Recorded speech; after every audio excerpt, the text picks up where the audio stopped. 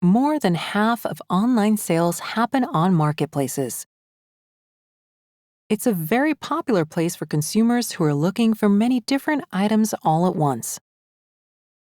The Baselinker system supports adding many different marketplace accounts. In this video, you'll see what information is necessary to add a marketplace account.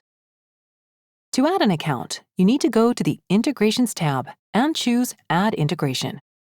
At the very top of the page, you can see all available marketplace integrations. At this point, we already have 138 different integrations to choose from. You can use the search bar to help you find the required integration quicker. For example, if you choose Amazon, you simply need to select which region you want to connect. The EU, which also includes the UK or the US. Once you select the desired region, you'll be redirected to the relevant Amazon account login page. It's a similar process when it comes to an eBay account. Here, you also need to click the green button to be redirected to your account's login page. However, this connection system doesn't apply to all marketplace accounts. As an example, on-buy integration is added in a different way. Here you need to provide certain information: the consumer key, the secret key, the site ID, and the seller ID. You will find this information in your on-buy account. Another integration which requires additional information is Zalando. Here you also need to provide your client ID, your secret key, and your merchant ID.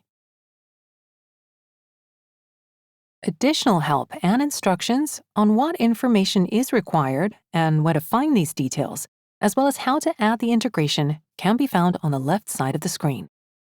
All added integrations will appear in the Integrations tab. To access the setup page of each integration, you need to click on the relevant tile. When it comes to eBay, we have 5 tabs. In the first one, you can test the connection by clicking Test Connection. In the second tab, you select settings to do with downloading orders, the frequency of downloads, the status to which they should be downloaded to, and if you want to forward to eBay the shipping numbers. You can also choose to use product names from your storage and not the names from the auctions. If you choose Yes in this window, the order form will show the original product name from your storage instead of the eBay listing name. Further on, we fill out information regarding taxes and any other required details.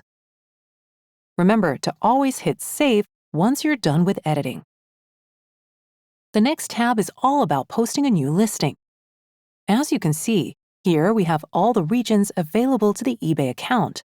Therefore, we can select separate settings for each individual region: United Kingdom, Poland, Germany, and so on and so forth. Here we select settings which will apply to each new listing. We select the auction template, which we have to prepare in advance. We select a shipping method, which is imported from the eBay account.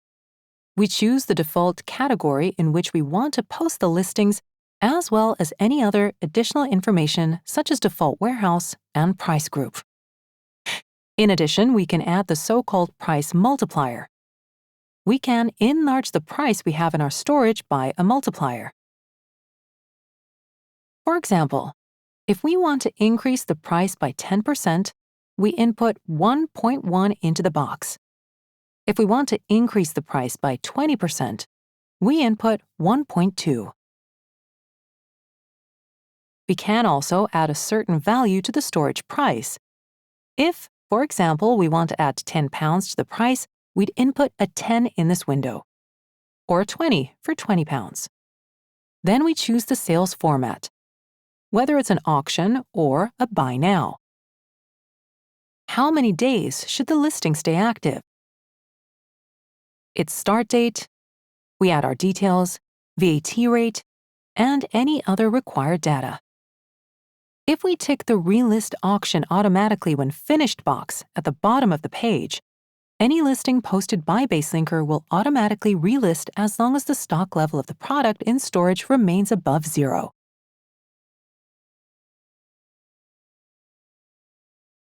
This means that if the stock level goes below 0, the auction will automatically end, which is also something we'll configure in a minute. But when the stock level goes back up above 0, and this option here is ticked, then the auction will be automatically renewed. Remember that this setting doesn't work in retrospect, so this setting will only apply to new auctions listed through Baselinker. Remember to hit Save. The next tab is for prices. You can choose how often you want to synchronize them. What should happen if the price goes down to 0? What if the price is lower in the storage than in the offer? And what if it's higher?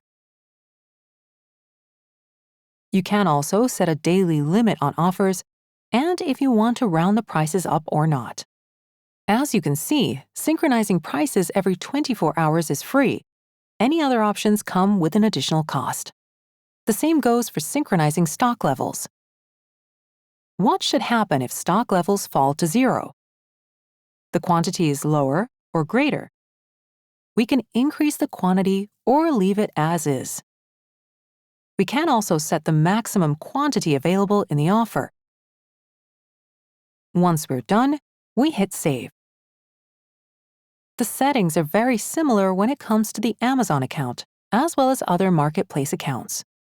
Here, we also have a tab labeled Orders, where we set the order download, the frequency with which we download them, what status to download them into, as well as other relevant details. In the Offers Setting tab, we configure settings responsible for new offer listings, and just like it was with eBay, with Amazon, we also need to select the region we want to configure first, as each region has its own settings. Then we have the Prices and Stock Level Synchronization tabs, just like eBay.